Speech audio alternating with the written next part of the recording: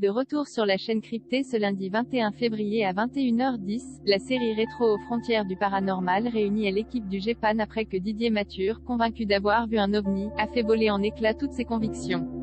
Depuis que Didier Mathur a vu de ses propres yeux un ovni, il sillonne, en vain, la France à la recherche de nouvelles apparitions.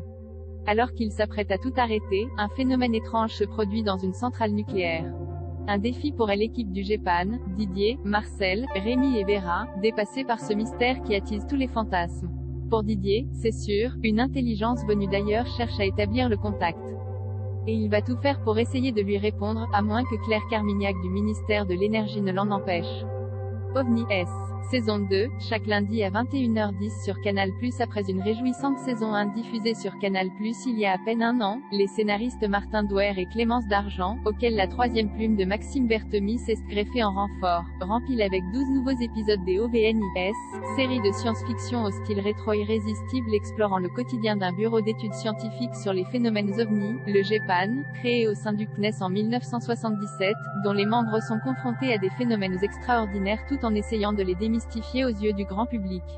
Pur esprit cartésien en saison 1, Didier Mathur, Melville Poupeau, brillant astrophysicien, a vu ses principes s'effondrer suite à un trip au LSD au cours duquel il est convaincu d'avoir fait une rencontre du troisième type.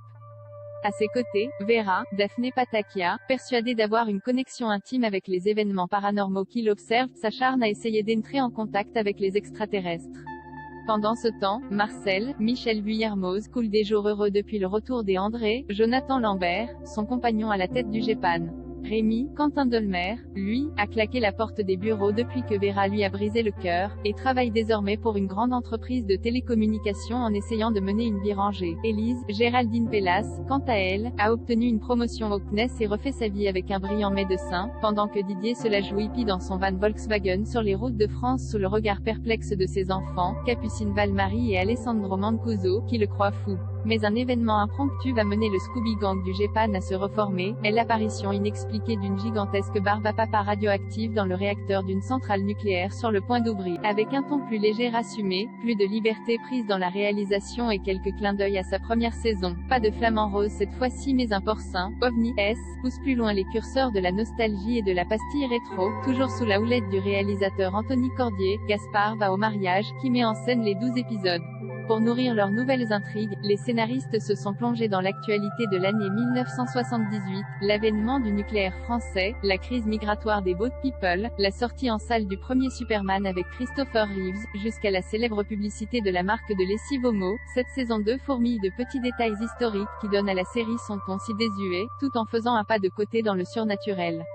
En jouant constamment sur l'idée que les phénomènes paranormaux observés par l'équipe du GEPAN ont une explication rationnelle et sur la véracité des ovnis, la série nous emmène toujours plus loin dans son concept, abordant le sujet de la croyance et de la foi après celui du doute. Mais cette nouvelle saison écrite pendant la crise sanitaire explore aussi des thématiques bien contemporaines, dérives médiatiques, défiance envers la parole scientifique, misogynie au sein des institutions, une époque pas si fantasmée qu'il n'y paraît.